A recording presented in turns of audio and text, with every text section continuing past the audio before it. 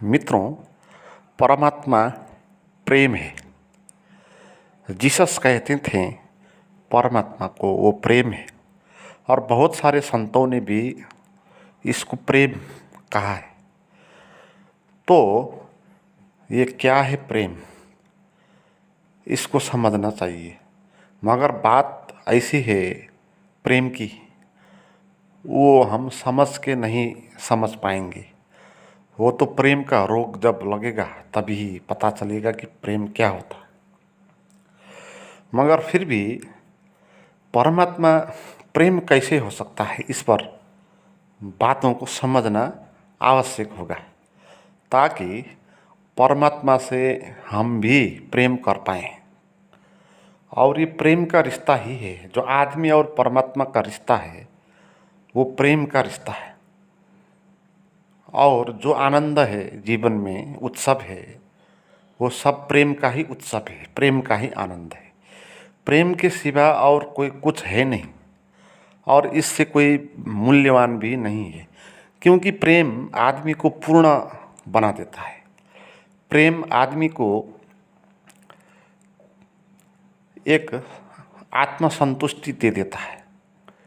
प्रेम जिसको मिला है उसको और कुछ आवश्यक नहीं होता, क्योंकि संसार में सबसे ज़्यादा महत्वपूर्ण, मिठासपूर्ण, आनंददायक चीज़ प्रेम ही होता है। भौतिक दुनिया में भी आप देखें, लोग प्रेम के लिए कितना त्याग बलिदान करते हैं, जीवन को भी दांव में लगाते हैं। तो लोगों को प्रेम चाहिए, क्योंकि प्रेम उसका स्वभाव है, प्रेम जीवन है, प्रेम परमात्मा है। अगर प्रेम नहीं है तो वो आदमी ही नहीं है, जीने का कोई प्रयोजन भी नहीं है। प्रेम नहीं है तो आप कैसे जी पाएंगे। मगर ये प्रेम से हमारा जो रिश्ता है वो टूट गया, और आदमी जीवन को ऐसे जीता है जहाँ प्रेम का कोई वैल्यू ही नहीं है, जहाँ प्रेम का कुछ अंश भी नहीं है। और हमारे संसार में जो प्रेम की झलकियाँ होती है उसमें भी बहुत सारे स्वार्थ जुड़े हुए होते हैं। माँ और बेटे का प्रेम देखे, पति और पत्नी का बीच में जो प्रेम है उसको देखे, तो शुद्ध प्रेम है नहीं। हाँ, प्रेम है, प्रेम का किरण, झलकियाँ वहाँ पर होता है, मगर वहाँ पर स्वार्थ आ जाता है। फिर बाप है इसीलिए प्रेम करना है, बेटा है इसीलिए करना है, और इसलिए करना है ताकि बाद में वो हमें प्रेम करे। और हमारा जो प्रेम है वो लेन देन है। हम एक दूसरे को प्रेम करते हैं ताकि वो भी मुझे प्रेम करे। दोनों तरफ से प्रेम होना चाहिए, तभी हम उसको प्रेम कहते हैं। तो लेन देन पर आधारित हो गया, बाजारू हो गया, प्रेम भी बाजारू हो गया। फिर भी जिसके पास इतना भी नहीं, वो कैसे रुखी सुखी पथरीली जीवन को जीते होंगे, हम अनुमान कर सकते हैं। तो प्रेम की बुदाबादी थोड़ा हो जीवन में, थोड़ा भावुक हो, थोड़ा किसी के साथ क्यों ना हो, चाहे पत्नी के साथ हो, प्रेमी के साथ हो, बेटे बेटे के साथ हो, गुरु और शिष्य के साथ हो, साथी मित्रों के साथ हो, तो प्रेम है। तो जीवन में कुछ खुशहाली आती, कुछ आनंद छा जाता, कुछ जीवन सार्थक सा लगता है। प्रेम नहीं है तो जीवन सार्थक सा नहीं लगता, व्यर्थ लगता है। और प्रेम और जीवन क्या है ये हम समझते नहीं। जब प्रेम को हम समझते हैं, प्रेम का अनुभव जब होता है, तब हमको पता चलता है जीवन क्या है। तो जीवन का अर्थ सिद्धांतों में नहीं होगा। सिद्धांत समझ के हम जीवन का अर्थ नहीं जान पाएंगे। हम प्रेम के अनुभव के साथ हम जानेंगे कि जीवन का क्या महत्व है, जीवन क्या है, क्यों है, किस लिए है। ये सब बात प्रेम में पता चल जाती है, मगर सिद्धांत से ये बात पता नहीं चलता। मगर परमात्मा को क्यों कहा कि वो प्रेम है? पहली बात ये समझ ले कि जीवन, संसार जो भी है, जगत, ये प्रेम से जुड़ा है। हर एक चीज़ दूसरे चीज़ से प्रेम पूर्ण है, ये बात देख लेनी है। एक आदमी को देखिए, जानवर को देखे, जंगल में वृक्षों को देखे, आप नदियों को देखे, पहाड़ों को देखे, आकाश के तारे, सूरज, ये सब देखिए आप। सब कितने व्यवस्थित है, अपनी जगह पर है, प्रसन्न है और प्रेम से पूर्ण है। प्रेम के कारण ही ये संतुलन हो सकता है ना। अगर प्रेम ना हो तो संतुलन हो नहीं सकता। जैसे एक घर में 8-10 सदस्य रहते हैं, अगर वो सदस्य के बीच में प्रेम का रिश्ता ना हो तो वहाँ पर झगड़ा, कलह इत्यादि हो जाएगा, वहाँ संतुलन नहीं होगा। प्रेम होगा तो संतुलन होगा। एक दूसरे से प्रेम करेंगे, भैया भैया से प्रेम करेगा, बेटे माँ बाप से प्रेम करेंगे और माँ बाप दोनों एक आपस में प्रेम करेंगे, तो एक दूसरे के सहारे, एक दूसरे के भरोसे, एक दूसरे के श्रद्धा पे, विश्वास पे संतुलित होता रहता है एक घर, है ना। अगर आप देखें तो प्रेम नहीं हुआ किसी घर में तो कैसी कलह हो जाती। जिस घर में श्रद्धा टूट गया, विश्वास टूट गया, एक दूसरे पर सहानुभूति टूट गई, तो वहाँ पर आप देखें कैसे जीना होता है। तो ये पूरा ब्रह्मांड जो है ऐसे ही संबंधों पर टिका है, ऐसे श्रद्धा पर टिका है, विश्वास पर टिका है, और उस सब चीज़ को जोड़ने वाला जो है वो प्रेम है। जैसे एक घर में 10 सदस्यों को एक आपस में किसने जोड़ा? वो प्रेम ने ही जोड़ा। तो ऐसे विश्वास ने जोड़ा। तो ऐसे ही ये सारा का सारा ब्रह्मांड व्याप्त है, और सभी के बीच में जो जोड़ने वाला चीज़ है वो है प्रेम है। उसी से ये सब चीज़ टिका हुआ है और संतुलन में है।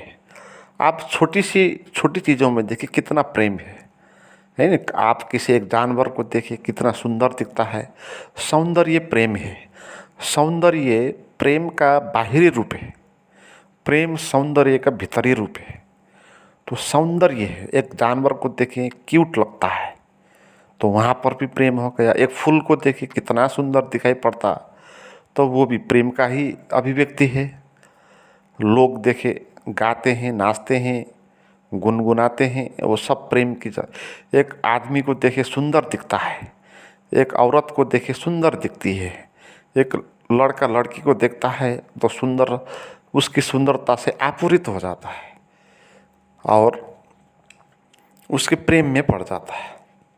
मगर वो जो सौंदर्य है वो क्या है, उसको आप देखें, क्या उसका शरीर पे वो सौंदर्य है? आप उसका शरीर को जाके देखो तो वहाँ पर सौंदर्य तो नहीं मिलेगा।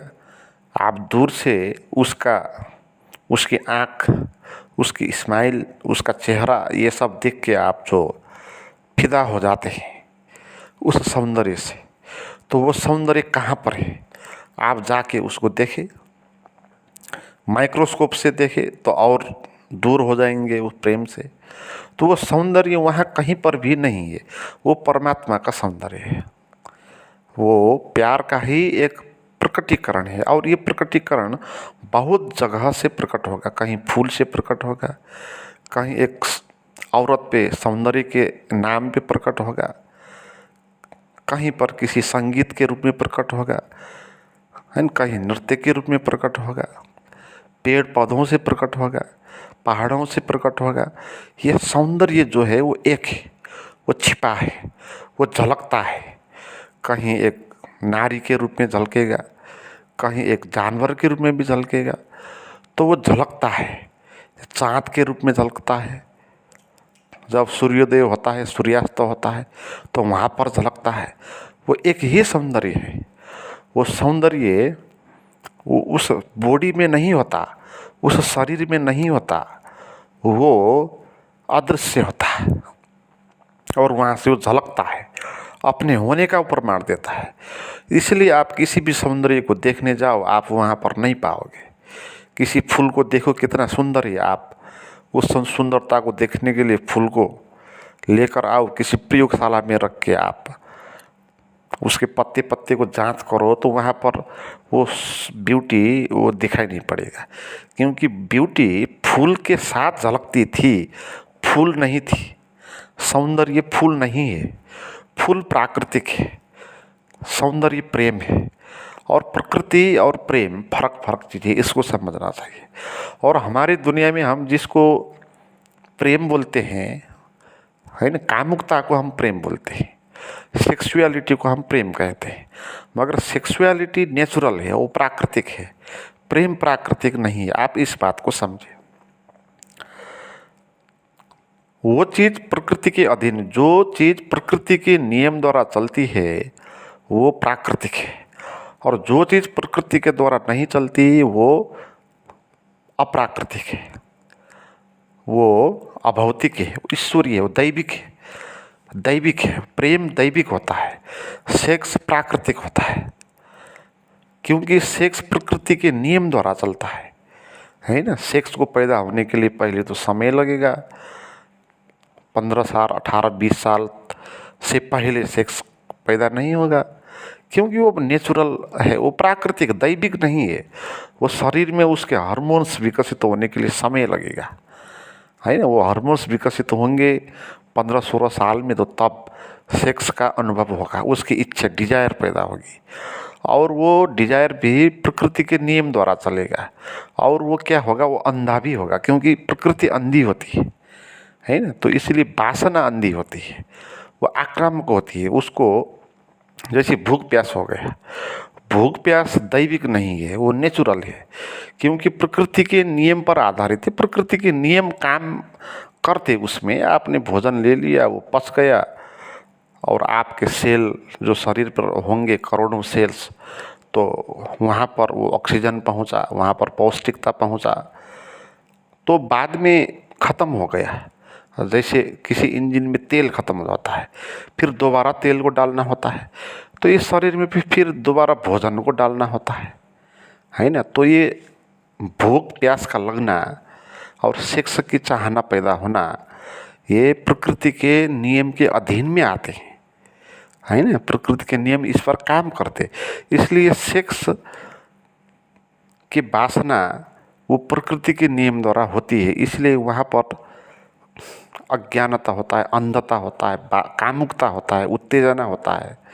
प्रकृति को पता नहीं, प्रकृति को नियम कानून का पता नहीं होता। तो नियम कानून मानवीय है, नियम कानून प्राकृतिक नहीं है, और मानव प्रकृति से थोड़ा ऊपर उठा हुआ जीव है। मानव के शरीर पर प्रकृति का नियम लागू होता है, मगर मानव के मन पर वो सामाजिक नियम लागू होता है। समाज और प्रकृति भी अलग चीज़ है, आप ये बात समझ ले। प्रकृति में विचार नहीं होता, लैंग्वेज नहीं होता, इसलिए प्रकृति में मन पैदा नहीं होता, प्रकृति में शरीर ही पैदा होता, और शरीर पे जो आवश्यकता है उसकी वो पूर्ति करता। जैसे एक प्राणी हो गया, पशु हो गया, तो उसके शरीर में जब भूख पैदा होगी तो वो भोजन के लिए कुछ जो उसके पास क्षमता है तो उसके हिसाब से वो आक्रमण करेगा, आक्रामक होगा। बुद्धि उसके पास नहीं होगी, लैंग्वेज उसके पास नहीं होगी, तो इसलिए वो सेक्स का पैदा भी ऐसे ही पैदा होगा। तो सेक्स का इच्छा जब पैदा होगा तो शरीर के लेवल में, पशु के जगत में, तो वहाँ पर सीमा नहीं होगी। ऐसा नहीं, नियम कुछ नहीं होगा कि इसके साथ सेक्स करना है, इसके साथ नहीं करना है, इसके साथ सेक्स करना पाप होगा। तो इस तरह की व्यवस्था प्रकृति में नहीं होती, क्योंकि प्रकृति में सामाजिकता नहीं होता, मन नहीं होता ना, तो वहाँ बुद्धि विवेक भी नहीं होता। तो इसलिए आदमी प्रकृति से थोड़ा ऊपर उठा है, उसका मन जो है, बुद्धि जो है, वो प्रकृति से थोड़ा ऊपर उठी है, मगर उसका जो फिजिकल बॉडी है, शरीर है, वो प्रकृति के नियम के द्वारा ही संचालित होता है। तो इसीलिए एक दिक्कत हो जाती है लोग आदमियों के साथ, क्योंकि शरीर प्रकृति के नियम के हिसाब से चलना चाहता है, चलता है, और मन वो समाज के नियम द्वारा चलना चाहता है। तो मन और शरीर अलग अलग हो गया, विपरीत हो गया। मन चाहेगा, शरीर चाहेगा इसके साथ सेक्स करो, और मन कहेगा ये पाप है, तो एक विरोधाभास खड़ा हो गया। तो इसलिए लोग परेशान भी ज़्यादा होते हैं। पशु पंक्षी प्राणी को आप देखिए, वो इतना नहीं होते हैं परेशान, उसमें पागलपन भी नहीं होता, अनिद्रा की बीमारी भी नहीं होती, मगर आदमी के साथ ये सब चीज़ें होती। इसका कारण यही है, मगर ये आदमी इसी कारण से ऊपर भी उठा प्रकृति से और श्रेष्ठ प्राणी हो गया। तो आदमी की श्रेष्ठता वो प्रकृति से नहीं होती है, उसकी बुद्धिमानी के कारण वो श्रेष्ठ है। इसलिए जो आदमी शरीर की भूख प्यास को मिटाने में लगता है वो आदमी प्राकृतिक ही है, अभी सामाजिक भी नहीं हुआ, उसको आदमी भी नहीं कहना चाहिए, वो पशु की तरह ही है। तो सेक्स जो है वो दैविक नहीं है, उसको प्रेम कहना नहीं चाहिए। मगर हमारा प्रेम सेक्स ओरिएंटेड है तो उसको हम प्रेम नहीं है, उस प्रेम की बात नहीं की इसमें। जो संतों ने जिसको प्रेम कहा वो प्रेम नहीं है जिसको हम प्रेम समझते हैं, वो तो दैविकता को प्रेम कहा। तो मैंने कहा सेक्स प्रकृति के अधीन के द्वारा चलता है ना, और मन उसको काबू करना चाहता है, मगर प्रेम प्रकृति के नियम के कारण नहीं चलता है ना। जैसे प्रेम होता है, जैसे आपको कोई बहुत सुंदर लगा, पसंद आया, और वो पसंदगी का कोई नियम नहीं है, वहाँ पर प्रकृति के नियम लागू नहीं होते, इसलिए आपको प्रेम नहीं हुआ कि आपके शरीर में कुछ प्रेम के रसायन पैदा हुए थे, जैसे सेक्स के रसायन पैदा हुए थे तो ही आपको उसको भोगने का मन हुआ। अगर आपके भीतर वो सेक्स का हार्मोन्स निकाल दो तो आपको फिर वो सेक्स की इच्छा पैदा नहीं होगी। तो हम प्रकृति को कंट्रोल भी कर सकते, मगर हम प्रेम को कंट्रोल कर नहीं सकते, है ना। हम किसी आदमी को इंजेक्शन देकर उसके भीतर का जो सेक्सुअल हार्मोन्स है उसको मिटा सकते हैं, तो फिर उसको सेक्स का, जिसको हम प्रेम कहते हैं, तो उस किस्म का प्रेम नहीं होगा। तो प्रकृति का नियम लागू जहाँ होगा वो सीमा होगा उसका, है ना। मगर प्रेम की कोई सीमा नहीं होती, है ना। आपको प्रेम किसी से हो गया तो उसका कोई भी प्राकृतिक कारण नहीं होता, है ना, प्राकृतिक कारण नहीं होता। जैसे ऐसे ऐसे लोगों के बीच प्रेम होते हैं, जैसे कथा होती है, एक धनी है एक गरीब है, या एक छोटा है एक बड़ा है, तो उन दोनों के बीच में प्रेम हो जाता है। मगर सेक्स ऐसा नहीं होता है ना। सेक्स, क्योंकि सेक्स के लिए जैसा शरीर उसके है तो उसी किस्म के शरीर उसको आवश्यक होगा, है ना।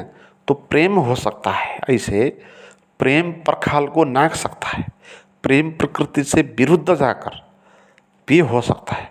इसलिए आदमी का प्रेम जानवर से भी हो जाता है, पेड़ों के साथ भी हो जाता है, क्योंकि शरीर का नियम नहीं होता। मगर सेक्स पैदा होने के लिए मेल और फीमेल का शरीर आवश्यक है, वो फीमेल का जो शरीर है उसके साथ ही वो हो सकता है। मगर प्रेम होने के लिए आदमी की आवश्यकता नहीं होती। प्रेम एक फूल के साथ भी हो सकता है, प्रेम एक पहाड़ के साथ भी हो सकता है ना, प्रेम एक जानवर के साथ भी हो सकता है, वहाँ पर सेक्स नहीं होगा। इसीलिए प्रेम वो परमात्मा है ना, वो शुद्ध प्रेम जो है वो परमात्मा है, परमात्मा का सागर होता है जो प्रेममय होता है। वो झलकता है कहीं से भी, और उसकी झलकियाँ हमको जगह जगह से मिलती है। तो अब हम ये बात जानें कि परमात्मा को एक प्रेम की तरह कैसे ले सकते हैं, क्योंकि परमात्मा का कोई रूप नहीं, कोई आकार नहीं, कोई आदमी है नहीं, कोई वस्तु है नहीं। अगर कोई वस्तु हो तो हम उसको देखते हैं और पसंद आया तो प्रेम करते हैं, है ना। जैसे एक पुरुष को हमने देखा, बहुत सुंदर लगा, उसकी आंखें वो बहुत प्यारी लगी, तो हमको उसे प्रेम हो गया। तो प्रेम होने के लिए कोई चाहिए ना जिसको देख के हो सकता है, या जो मैंने कहा जो दैविक प्रेम है जैसे फूल के साथ हो सकता है, तो फूल भी आवश्यक होना चाहिए ना। वो फूल आपको दिखाई पड़ना चाहिए आगे, तभी आपको उसके साथ प्रेम हो सकता है। तो कोई पात्रता चाहिए ना आगे जिसके साथ प्रेम हो सके। मगर परमात्मा का इस तरह कोई विशेष रूप तो है नहीं कि आप जाकर उसको देखो और देखने के कारण मोहित हो जाओ और उसके प्रेम में पड़ जाओ। ऐसे हीरो हीरोइन जैसा, है ना, बहुत सुंदर चेहरा युक्त लुभाना, तो इस किस्म का कोई दृश्य वहाँ नहीं है। तो इसीलिए परमात्मा से हमारा प्रेम हो नहीं सकता, नहीं हुआ है ना। परमात्मा से हमारा प्रेम नहीं हुआ है, क्योंकि हमने परमात्मा को देखा नहीं, जाना नहीं, तो दो तरफी प्रेम नहीं हो सकता। मगर परमात्मा, हम जिसके साथ प्रेम करते हैं उसके साथ हम प्रेम नहीं करते हैं, हम परमात्मा को ही प्रेम करते हैं। ये बात आप समझ लें, है ना। जैसे हम कहते हैं कि किसी लड़की से आपका प्रेम हो गया, बाहर से देखने के लिए ये बात है, मगर भीतर से देखे तो आपको परमात्मा के प्रति प्रेम हो गया, क्योंकि उस लड़की पर जो आपने सौंदर्य देखा वो सौंदर्य तो उसके पास नहीं है ना। जैसे मैंने बताया कि आप उसको माइक्रोस्कोप से देखो, कहाँ पर सौंदर्य है आप देखो, दिखाई नहीं पड़ेगा। तो आपको वो लड़की देख के किस चीज़ ने आपको आकर्षित किया? उसकी सुंदरता से, उसकी आँख से जो प्रकट हुआ प्यार है उससे, और वो चीज़ें उसके पास नहीं है, उसके शरीर पर नहीं है ना। तो वो परमात्मा का ही ऐश्वर्य है वो सब, वो सुंदरता परमात्मा का है। हाँ, उस लड़की के बॉडी से, उसके चेहरे से वो झलका, तो आपने देखा, तो आपको लगा कि वो लड़की आपको पसंद आई, मगर ऐसा ही नहीं है ना। इस वक्त आपने परमात्मा को देखा और आपको परमात्मा से प्रेम हुआ था, उस लड़की से आपको प्रेम नहीं हुआ था। उस लड़की का तो शरीर है, इसलिए ऐसा सभी जगह होता है। आपके घर में भी, आपके साथ भी ऐसा ही हुआ। आप देखें, शादी से पहले जब प्रेम होता था लड़की और लड़के के बीच में, तो बहुत प्रसन्न होते, बहुत प्रेम में खोते, प्रेम में लीन भी होते, है ना, प्रसन्न भी होते, क्योंकि कभी कभी मिलना होता है, दूर से मिलना होता है, तो परमात्मा की झलकियाँ उसमें आती रहती है। मगर जब शादी करके साथ साथ बैठते हैं तो फिर कलह शुरू हो जाता है। तो शादी करके जब घर पे आपने उसको लेकर आए तो तब कलह क्यों शुरू होगा? तो ज़्यादा प्रेम होना चाहिए, मगर प्रेम नहीं होता।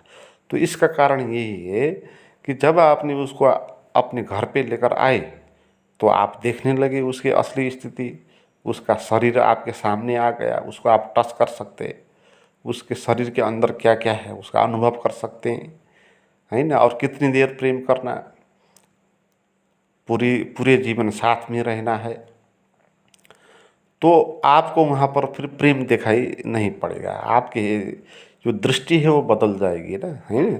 आप असली बात जान पाएंगे ना कि वो शरीर है, वो प्रेम नहीं है वहाँ पर। हाँ, प्रेम वहाँ से उसके शरीर से झलका था, है ना। बाद में जब आया शरीर तो आपने देखा कि शरीर ही देखा, और बाद में आपने जो उसके शरीर से झलकने वाला प्रेम थे बाद में भी झलकेगा, मगर आपको उस तरफ ध्यान नहीं होगा, तो आपको उसकी बॉडी पर ही ध्यान होगा। तो धीरे धीरे वो प्रेम खत्म होता जाएगा, हैं। मगर ये भूल क्या हुआ कि हमने ये माना कि वो लड़की से आपका प्रेम हुआ। वो लड़की से आपका प्रेम नहीं हुआ, वो परमात्मा से आपका प्रेम हुआ। जहाँ भी प्रेम होगा वहाँ परमात्मा से ही होगा। ये बात सब, क्योंकि प्रेम होने के लिए आवश्यकता क्या है? प्रेम कैसे होता है? प्रेम होने के लिए सौंदर्य आवश्यक होता है, सुंदरता आवश्यक होता है, एक मिठास, सुगंध आवश्यक होता है। तो वो सुगंध, वो सौंदर्य, वो तो वस्तुओं में होता नहीं है ना। वो तो झलकता है वस्तु से। ऐसे एक फूल से भी झलकता है प्रेम, तो आपको लगेगा कि ये फूल से मैं प्रेम करता हूँ, है ना, फूल के कारण प्रेम हुआ, ऐसा नहीं है। फूल के कारण वो सौंदर्य प्रकट हुआ, है ना। आपने शाम को किसी पहाड़ी की चोटी पे देखे कि एक सूरज का उदय हो रहा है, तो बहुत सुंदर सा दृश्य आपने देख लिया, तो वो सुंदरता जो भी आपको अनुभव हुआ वो सब परमात्मा का है ना। न तो उस सूरज का है, सूरज को देखने जाओ तो वहाँ पर आपको कुछ सुंदरता दिखेगा नहीं, आप सूरज के ज़्यादा नज़दीक जा भी नहीं पाओगे, सूरज आपको जला देगा, है ना। तो सुंदरता वहाँ पर नहीं है, पहाड़िया पर भी कुछ सुंदरता है नहीं, वहाँ से परमात्मा का प्रेम झलकता है। तो जो सौंदर्य चारों तरफ झलकता है हमारे शरीर से और किसी और वस्तु के रूप में, तो वो सब वो दैविक है, वो छिपा हुआ है, वो प्रकट होता है, उसका मृत्यु भी नहीं होता है ना। उस प्रेम का कभी मृत्यु नहीं होता, क्योंकि वो वहाँ पर था ही नहीं। एक लड़की के अनुहार में वो प्रकट हुआ, ऐसा भी नहीं होता कि प्रकट होता रहेगा, ऐसा नहीं होगा, है ना।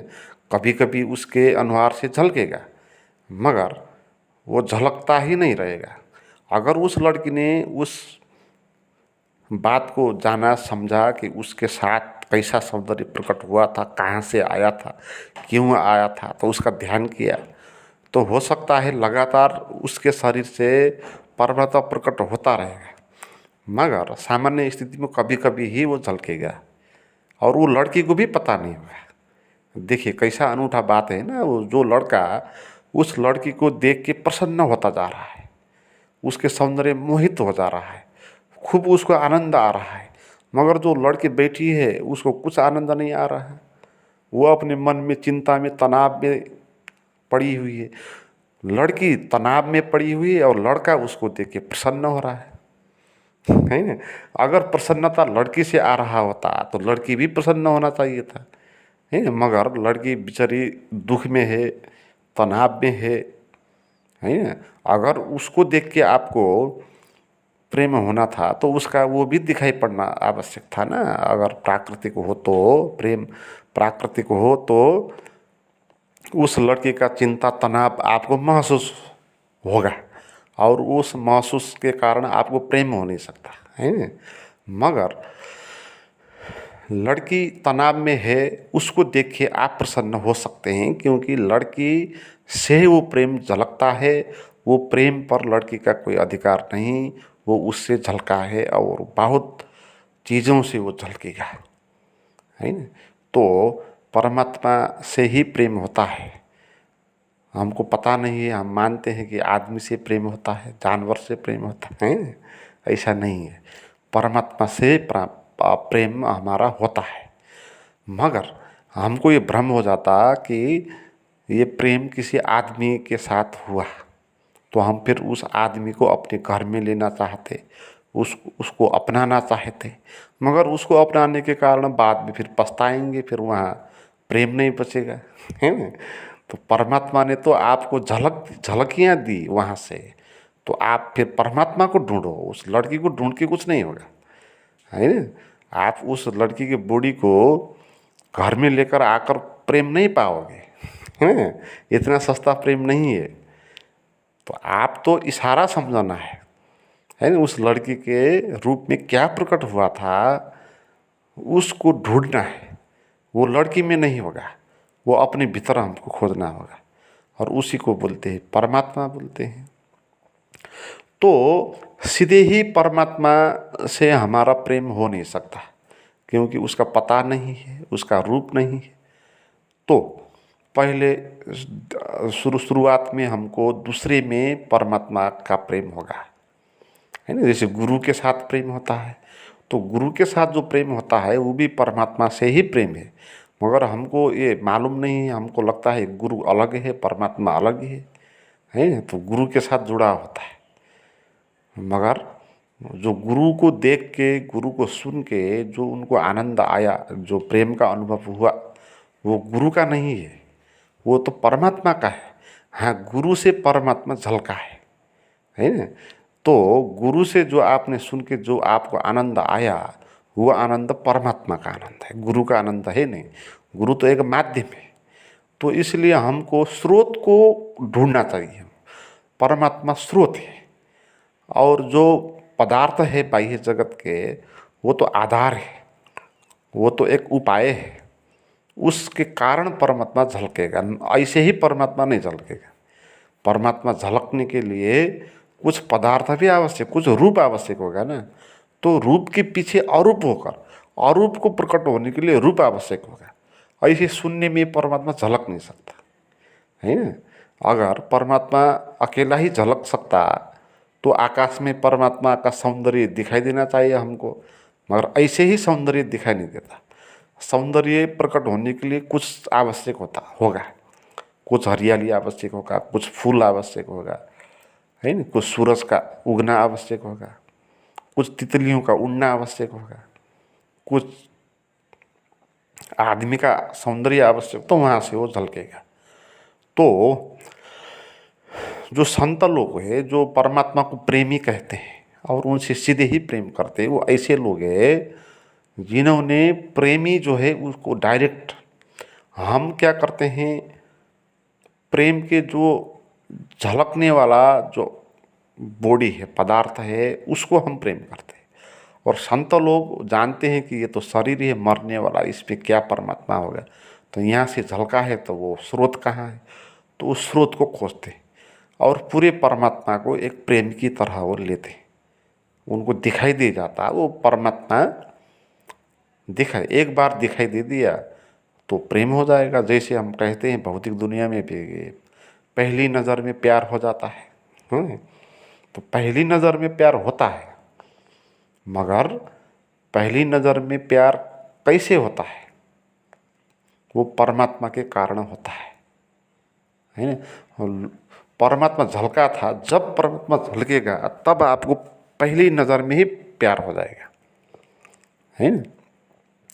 तो बाद में वो लड़का और लड़के के मूड चेंज हो जाएंगे और सामाजिक नीति नियम उनको एक दूसरे से अलग करेंगे, तो ये दूसरी बात है। मगर जब दोनों से परमात्मा झलका था, वो पहली नज़र में ही प्यार उसको हो गया था, बाद में उन्होंने छोड़ दिया है, दूसरी बात है। तो पहली नज़र में प्रेम हो जाता है। अगर आपने परमात्मा को एक प्रेम की तरह जानने की क्षमता आपके पास हो गई, है ना, ये सभी जो प्रेम है वो परमात्मा एक है ना, तो इस तरह परमात्मा को लेने की क्षमता आपके पास आई, तो फिर आप परमात्मा के प्रेम में पड़ जाएंगे। और ये प्रेम ऐसा होगा, ये पहली नज़र में होने वाला प्रेम। परमात्मा को एक बार भी आपने समझा तो आप परमात्मा से जुड़ जाएंगे, आपको परमात्मा से प्रेम हो गया। तो और ये प्रेम कभी मरने वाला प्रेम नहीं, ये अमर प्रेम है। ये सदा से परमात्मा से मिलन होता रहेगा। परमात्मा से मिलने का अर्थ क्या है कि वो जो सौंदर्य है छिपा हुआ, उस सौंदर्य का जो स्रोत है वहाँ पर आप पहुँच गए, है ना। जो बाहर देखा था आपने, उसको आपने अपने अंदर ही देख लिया। किसी लड़की के किसी झील के किनारे जो सौंदर्य देखा था, वो सौंदर्य आपने बाहर देखा था, तो अब आपने जान लिया कि वो सौंदर्य वहाँ तो झलका है, वहाँ है नहीं। झील में क्या सौंदर्य होता है, वहाँ तो पानी है ना। मगर वहाँ से सौंदर्य जो प्रकट हुआ, वो सौंदर्य भीतर का सौंदर्य है।